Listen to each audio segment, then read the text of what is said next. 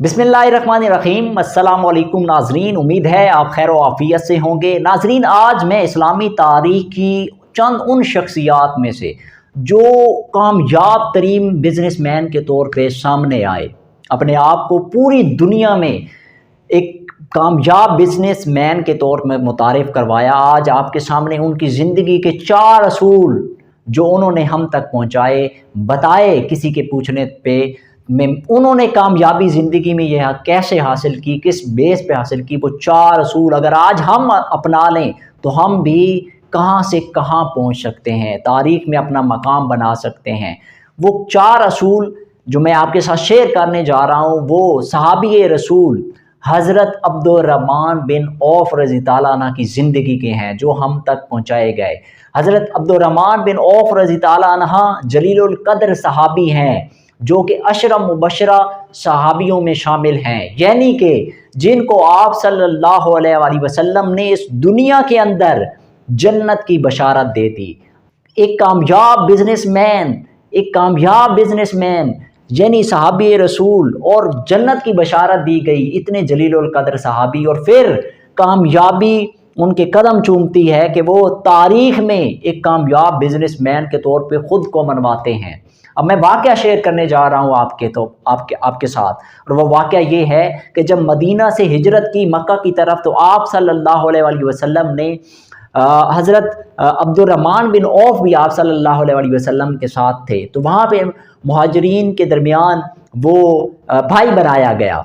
तो उस दौरान हज़रत साद बिन रबी, उनको हज़रत अब्दुर्रहमान बिन औफ़ रज़ी ताला अन्हु का भाई बनाया गया। उस वक्त उनके पास 2 बीवियाँ थी, तो आपने कहा कि एक बीवी मैं उसे तलाक दे दूँगा, उसके बाद इद्दत पूरी होगी तो आपकी जो अज़वाजी ज़िंदगी है उनके साथ मुंसलिक हो जाएगी। दूसरा, मेरे पास 2 बागात हैं, उनमें से एक बाग आपका होगा। तो इस पर हज़रत अब्दुर्रहमान बिन औफ़ रज़ी ताला अन्हु ने फरमाया कि मुझे सिर्फ़ कारोबार जो इस मक्का के अंदर इस वक्त जिसकी वैल्यू है, जिसकी डिमांड है, जो यहाँ पे जिस चीज़ की ज़्यादा कदर है वो बताएं, बस इतना ही काफ़ी है।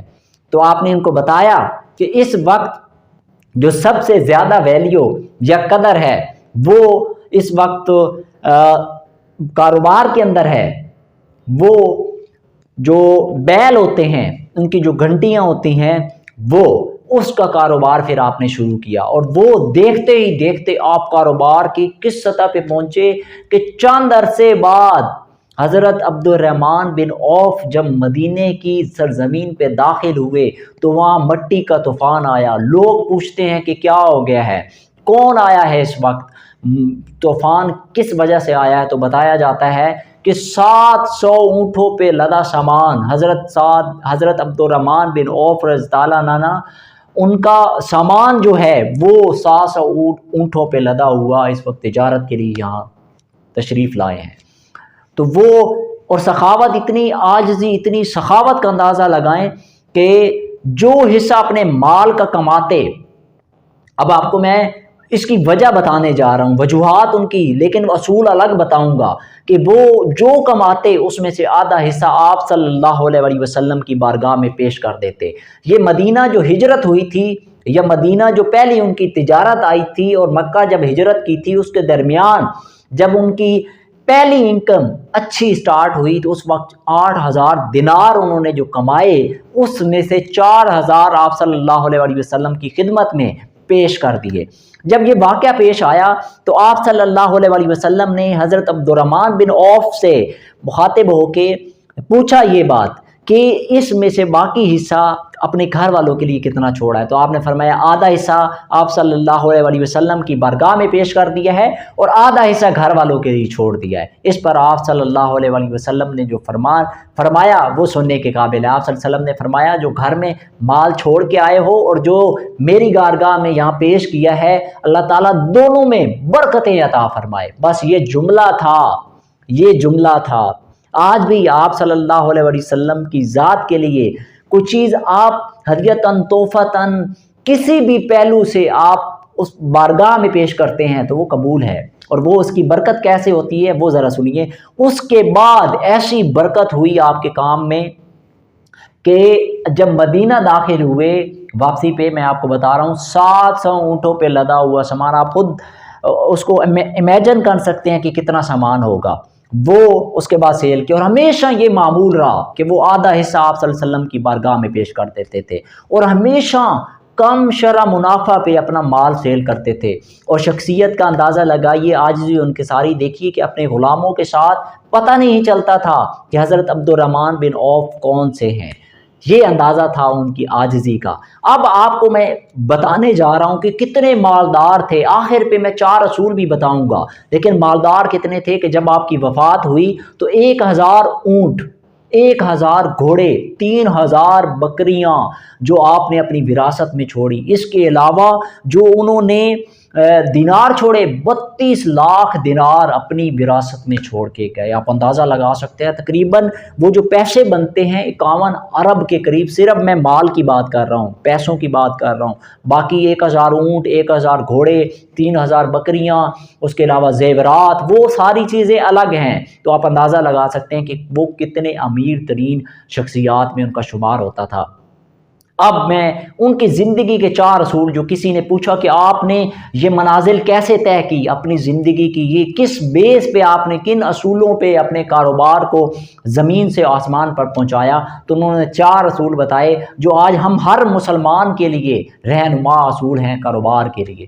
وہ 4 اصول کیا تھے؟ سب سے پہلا اصول کہ مال کبھی بھی ادھار پر نہیں خریدا، اور دوسرا اصول مال کبھی بھی ادھار پر نہیں بیچا۔ تیسرا اصول مال کبھی بھی ذخیرہ نہیں کیا۔ مسلمانوں، آپ کے لیے ابھی رمضان آنے والا ہے اور ہم کیا کریں گے؟ اپنے مال کو ذخیرہ کریں گے، اس کنسیپٹ کو سامنے رکھتے ہوئے کہ جب رمضان آئے گا تو کیا ہوگا کہ مال قیمتیں جب بڑھیں گی تو ہم سیل کریں گے تو ہمیں پروفٹ زیادہ ہوگا ہماری نظر میں، جو ہم دیکھتے ہیں۔ لیکن ہوتا کیا ہے کہ اللہ تعالیٰ، جب آپ اللہ تعالیٰ کی حدود کو اس طرح سے پامال کرتے ہیں تو کیا ہوتا ہے؟